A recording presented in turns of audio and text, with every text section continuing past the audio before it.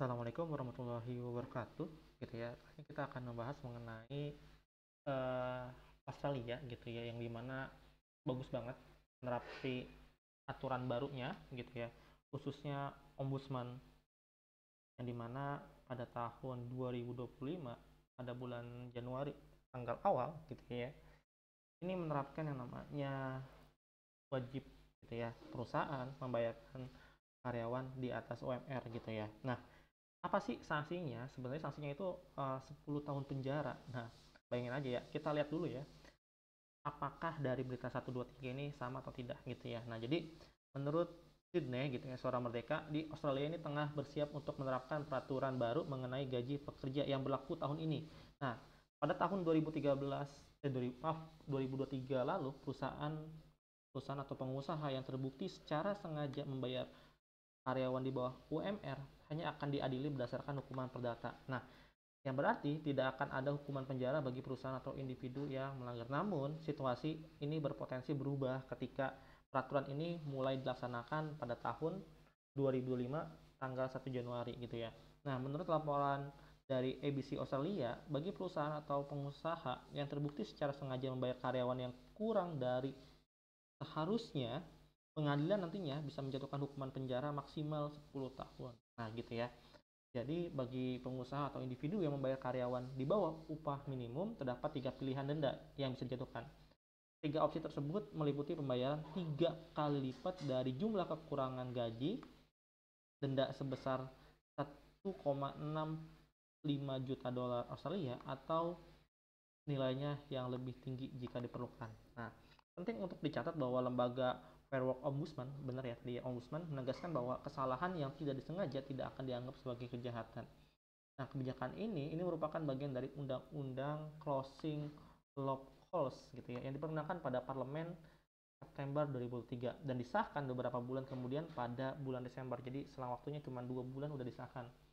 Untuk undang-undang tersebut sedang diimplementasikan secara bertahap, termasuk hak untuk mengakhiri kontrak kerja di luar jam kerja yang berlaku pada Agustus 2024 gitu ya.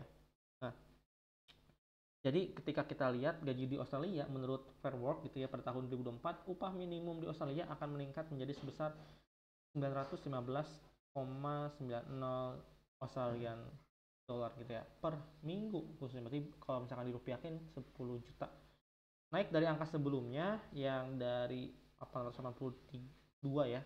Jadi lumayan cukup tinggi ya, sekitar 1 juta lumayan selama periode 2007 hingga 2024.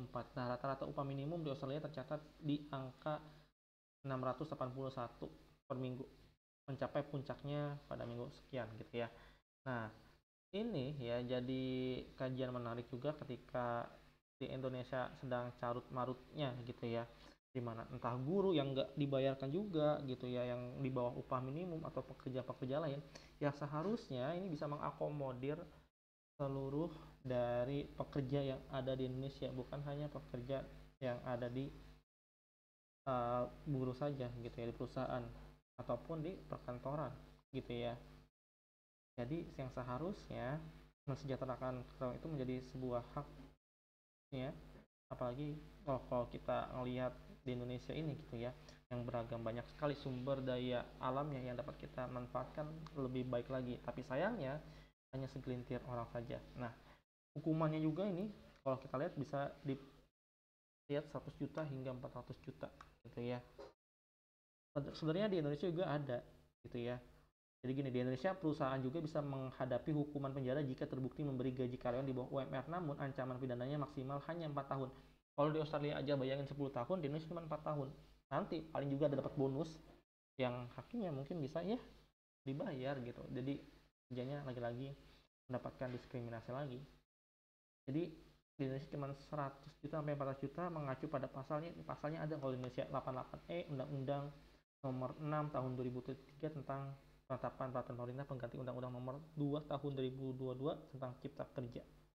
Jadi ini semoga teman-teman para buruh maupun guru juga bisa membaca ini gitu ya. Apabila ada perusahaan yang melanggar ketentuan tersebut, pekerja telah dipersilakan untuk dapat melaporkannya ke Menaker dan Dinas Ketenagakerjaan masing-masing. Tapi di sini kalau kita lihat ya, pekerjaan ini nggak bakal di follow up, coba aja teman-teman bisa buktikan gitu ya. Mungkin cukup sekian dari saya, semoga lebih baik lagi pekerja di Indonesia. Kita cukupkan. Assalamualaikum warahmatullahi wabarakatuh.